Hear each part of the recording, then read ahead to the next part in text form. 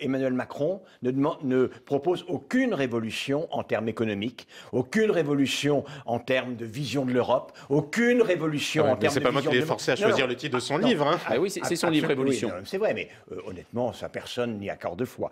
Et donc, si comme il semble bien, il est élu, de ce point de vue-là, il ne trompe pas les gens. C'est-à-dire que l'idée selon laquelle, absolument, c'est plus ambigu que cela. À la fois, il y a un mécontentement, et à la fois quelqu'un qui est dans la totale continuité, car vous avez raison, naturellement. Celui qui est le plus dans la continuité aujourd'hui, avec Valls, c'est évidemment Macron. Eh bien, il va réussir, ce qui est important d'un point de vue historique.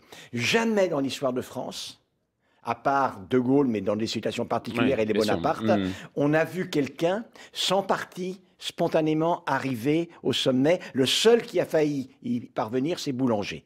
D'accord, oui, bien sûr. Absolument. Et donc, ce sera quelque chose de tout à fait historique.